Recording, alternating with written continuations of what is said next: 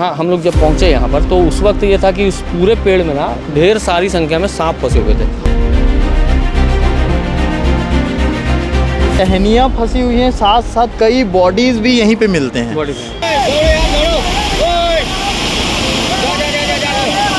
मछुआरे थे यहाँ पर, वो कच्ची मछलियों को निकाल के खाया करते थे। गंजपारा चौक में हम जब पहुँचे थे तो वहाँ लगभग हमारी कमर तक पानी था। वो एनीकेट अब थोड़ा सा बड़ा है, 19 से 20 फीट उसकी जो ऊंचाई है, लेकिन अभी भी जो पानी का ओवरफ्लो है वो उसके ऊपर से चल रहा है। अपने आप को कंट्रोल नहीं कर पा रहा था, बॉडी पूरी तरह से अंदर जा चुकी थी। उसके थोड़े देर बाद फिर वो ऊपर आ, और नाथ सरोवर जो लिखा हुआ है रेड कलर का,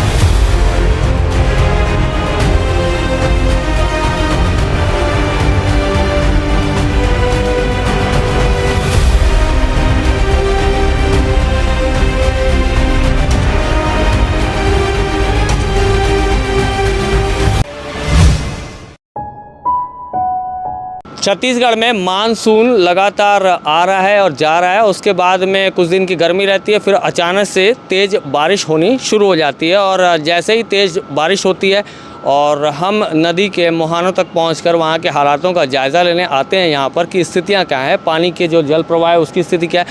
आपको शिवनाथ नदी दुर्ग से महमरा एनीकेट से हम इस वक्त, मैं और सीमांत, पानी की जो टंकी है उसके ऊपर से खड़े होकर हम आपको ये पूरा नज़ारा दिखा रहे हैं, जहां बारिश ने बहुत कुछ जल प्रलय सी स्थिति ला खड़ी करी है। और जो एनीकेट है, इस तरफ दिखाएं सचिन, ये एनीकेट है, आप देख पा रहे हैं नीचे एनीकेट है, वहां से जो एनीकेट के ऊपर कई फीट ऊपर पानी चल रहा है और बहुत बड़ा फ्लो इस वक्त चल रहा है और बहुत सारे पेड़ पानी में बह के आ चुके हैं और लोगों की आवाजाही, जनजीवन अस्त व्यस्त है। जो दूर दराज के इलाके आप देख पा रहे हैं, आपको जो विजुअल में दिख पा रहे होंगे, उन दूर दराज के इलाकों में भी बहुत से इलाके हैं जहाँ पर पानी घुस चुका है और वहाँ का भी जनजीवन अस्त व्यस्त है। सीमांत ये बाढ़ की स्थिति है और 94 की बाढ़ के बाद में लगातार ये स्थितियाँ निर्मित हो रही हैं कि पानी कुछ रुकता है, उसके बाद फिर से एक जल प्रलय सी स्थिति बन रही है। ग्रामीण इलाके काफ़ी जो जल भराव वाले हैं काफ़ी प्रभावित हो रहे होंगे। बहुत ज़्यादा प्रभावित होते हैं। पिछले साल एक गांव था, वो पूरी तरह से डूब गया था। असल में वो गांव ढलान की तरफ है, तो नदी के आसपास के जो गांव रहते हैं ना, उनके लिए दुर्भाग्य ये हो जाता है, जो ढलान में रहते हैं वो बहुत जल्दी पानी चढ़ता है और उतरता बहुत लेट है। और इस चक्कर में अभी तो मान लीजिए कि जब मोगरा बैराज जब पानी छूटता है तो ओवरफ्लो इतना रहता है कि वो जो चबूतरा वहाँ पर खड़े होकर के जो हम लोग शूट करते हैं, वो नाथ सरोवर वो पूरा डूब जाता है। उसके बाद जैसे कि आपने टहनियाँ फंसी हुई हैं, अभी टहनियाँ फंसी हुई हैं, साथ साथ कई बॉडीज़ भी यहीं पे मिलते हैं। क्योंकि जब बड़े पुल से कोई बॉडी आती है तो अनुमान ये लगाया जाता है कि यहाँ तक आई होगी। यहाँ से निकलने के बाद वो बॉडी फिर कहीं कोटनी तो पीपर छड़ी ऐसे इन जगहों पर मिलती है। तो ये एक चैलेंजिंग रहता है और लगातार हम लोग तस्वीरें दिखाते रहते हैं यहाँ पर कि किस तरह से चेतावनी के बोर्ड लगने के बावजूद भी यहाँ पर लोग आते हैं। उस दिन जैसा हादसा हुआ था, बिल्कुल वो जगह है। मैं दिखाऊं, अगर क्लोज थोड़ा सा आएंगे तो मैं दिखाऊंगा। वो मंदिर के एरिए से वो आदमी उल्टा तैर रहा था, तैराक था बताया जा रहा था आसपास के लोगों द्वारा। उल्टा तैरते तैरते वो आदमी वहाँ से ढलान से नीचे आता है और नीचे आने के बाद जो भंवर होती है उसमें फंस जाता है। तो वो अपने आप को कंट्रोल नहीं कर पा रहा था, बॉडी पूरी तरह से अंदर जा चुकी थी। उसके थोड़े देर बाद फिर वो ऊपर आ, और नाथ सरोवर जो लिखा हुआ है रेड कलर का, उसके पीछे मछुआरे थे, उन लोगों ने जाल फेंक करके उसे बचाया था। तो ये स्थिति थी। वो भी उस दिन मछुआरा रहा, तैराक प्रोफेशनल तैराक था। क्योंकि ये जब एनीकेट का पानी जब नीचे जाता है तो एक सर्कल बनता है और उस सर्कल में अगर कोई बड़े से बड़ा तैराक अगर उस सर्कल के चपेट में आ जाए, फंस जाए, तो क्योंकि पानी लगातार गिरता है और उससे एक रोटेशन पैदा होता है। और अगर तैराक भी हो, अगर रोटेशन में अगर आ गया तो उसमें फंस के उसकी जान जा सकती है। लेकिन वो तैराक था और एनी हाउ वो निकल गया, उसकी जान बच गई। इस नदी के बारे में थोड़ा सा एक जो फ्लैशबैक है उसकी तरफ ले जाना चाहेंगे। ये शिवनाथ नदी महमरा एनीकेट जो है, आप जहाँ से पानी गिरता देख पा रहे हैं, यहाँ से जो पानी अभी ओवरफ्लो होकर गिर रहा है, उसके ठीक कुछ पहले जो एरिया है वहाँ पर पुराना एनीकेट हुआ है और अंग्रेज़ों के ज़माने का बना हुआ ये बताते हैं। लगभग 16 फीट उसकी जो ऊंचाई है वो है। और जिस वक्त छत्तीसगढ़ में भारतीय जनता पार्टी की सरकार थी, उस वक्त छत्तीसगढ़ के जो सिंचाई मंत्री थे हेमचंद यादव जी, वो चूँकि इन चीज़ों को बहुत नश्वर करते थे और ये डिमांड आ रही थी कि वो जो एनीकेट था बहुत छोटा था, उसके ऊपर जो है कम पानी गिरने के बावजूद भी ओवरफ्लो जैसी स्थिति रहती थी। और चूँकि भिलाई और दुर्ग को एक बड़े पानी की वाटर सप्लाई देनी है और जहाँ हम टंकियों के ऊपर खड़े हैं, इन्हीं टंकियों में से पानी को साफ़ किया जाता है और यहाँ से भिलाई दुर्ग और आगे के एरिया में जो वृहद नल जल पेयजल योजना है उसके ज़रिए पानी सप्लाई दी जाती थी। तो वो एनीकेट जो है वो छोटा होता था, तो उस एनीकेट को बड़ा करने की मांग हुई थी।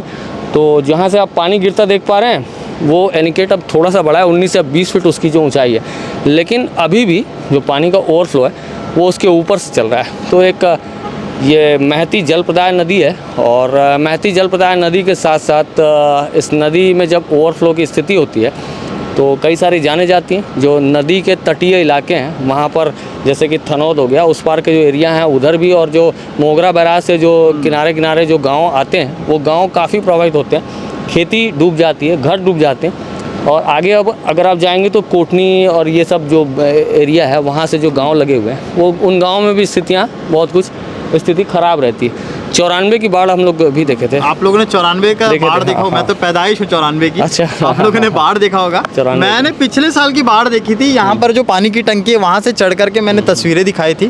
पूरा शहर मतलब एक तरफ तो जलमग्न हो गया था। उसके बाद KPS जो स्कूल है उसे छुट्टी देनी पड़ी थी बच्चों को जल्दी से। वहाँ से बीच से जो बैरिकेटिंग है उसको हटा करके वहाँ से मिडिल कट देना पड़ा था रोड के बीच से, और उसके बाद पानी यहाँ तक छूटा था। तो 94 में तो आप लोगों ने फिर, क्योंकि उस समय का जिक्र बहुत लोग आते थे सीमांत, तो उस समय ये नज़ारा था कि अब ये पानी की टंकी भी लगभग जहाँ हम खड़े हैं उसके थोड़ा नीचे तक पानी का फ्लो था, और ये टंकी भी मतलब समझ लीजिए कि 65% डूबी हुई थी। और जैसे ये सामने एक पेड़ दिख रहा होगा, ये पेड़ बहुत पुराना समय का है। ये जो शिव मंदिर है, शिव मंदिर है, ये शिव मंदिर के ऊपर वाला पेड़, ये पेड़ बहुत पुराना पेड़ है। और इस पेड़ के भी मतलब ना ऊपर का हिस्सा जो है थोड़ा सा छूटा हुआ था। और उस समय तो आना मुश्किल था, लेकिन जैसे ही पानी का फ्लो थोड़ा डाउन हुआ ना, जैसे ये मतलब थोड़ा नीचे आया पानी का फ्लो, तो जहाँ हम लोग जब पहुँचे यहाँ पर तो उस वक्त ये था कि इस पूरे पेड़ में ना ढेर सारी संख्या में सांप फंसे हुए थे। और उस वक्त एक गुरुद्वारा है यहाँ पर जो शिवनाथ नदी मुख्य पुल में, उस गुरुद्वारे का जो गुम्बद है वो थोड़ा सा बच गया था बस डूबने के लिए। तो ये विकट स्थिति थी उस वक्त। ये जो दूर दराज के नज़ारे आप देख रहे हैं, जैसे कि वो जो शहर दिख रहा है दुर्ग शहर के, जो अभी आउटर में जो मकान बन गया, उस समय वो भी नहीं बने थे। और अंदर तक मतलब गंजपारा चौक बोलते हैं, गंजपारा चौक में हम जब पहुंचे थे तो वहाँ लगभग हमारी कमर तक पानी था। मतलब जैसे 6 फुट मेरी हाइट है। हेलीकॉप्टर से रेस्क्यू हुआ था बोलते हैं उस समय। हेलीकॉप्टर उस समय पहली बार सेना के हेलीकॉप्टर आए थे, और बहुत से मछुआरे उस वक्त, मैंने स्टोरी पहले उस वक्त भी की थी, बाद में भी की थी। उस वक्त बताते थे ये स्थिति थी कि जो मछुआरे थे यहाँ पर वो कच्ची मछलियों को निकाल के खाया करते थे।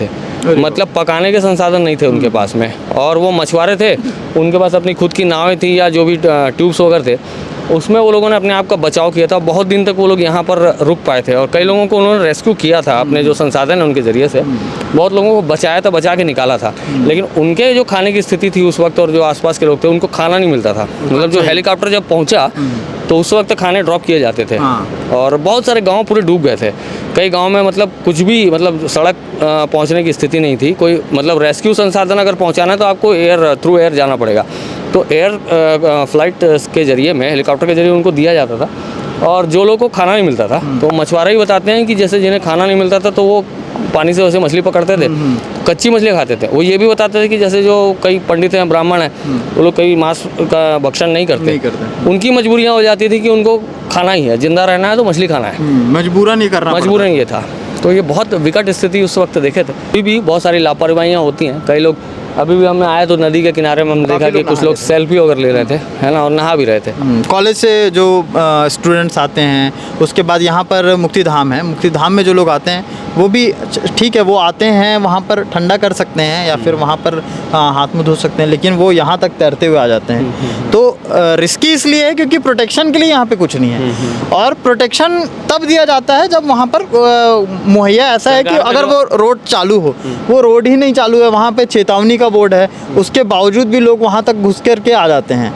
खैर मछुआरों का समझ में आता है कि वो अपनी ट्यूब लेकर के वहाँ तक चले गए हैं, लेकिन जाल वही है, मछली पकड़ना रोजी रोजगारी वही है, तो उनको तो यहाँ नदी से जुड़े रहेंगे तभी पेट भर पाएगा। इसीलिए वो बॉडी निकाल पाते हैं, क्योंकि बड़ी बड़ी SDRF हो चाहे NDRF हो, बड़े बड़े यहाँ पर आते हैं और सिर्फ खोजबीन होती है, लेकिन कहीं ना कहीं अगर पहल उनकी आती है मछुआरों की तो वो लोग निकाल रिजल्ट ला के देता है वो मछुआरा ही देता है। बिल्कुल, लेकिन उनके लिए मेरे ख्याल से कुछ नहीं होता है। कुछ नहीं होता। आज हमने कितनी बार उठाई आवाज़, और कितनी बार खुद श्याम ढीमर और उनके जो लोग हैं, उनके जो सहयोगी हैं, वो कहते हैं कि हमें साहब आप कम से कम ऑथराइज़ कर दीजिए, हमें सैलरी भी नहीं चाहिए कहते हैं शायद, है ना, वो कहते हैं कि आप हमें ऑथराइज़ पर्सन Authorize बता कर दीजिए दीजिए बस, हाँ। ताकि हम आपदा प्रबंधन से जुड़े हुए किसी वो बोलना चाहिए एसेट जो है सरकारी एसेट है उसके एक गणना में आ जाए, हम उसमें एक शुमार हो जाए कि हम एक सरकारी जो विभाग है उसमें काम करते हैं। और हमारी ये कोशिश रही कि हम जैसे ही अभी बारिश तेज़ हुई तो हमने कोशिश की कि सारी खबरों के ज़रिए आपको एक फ्लैशबैक भी बता दें,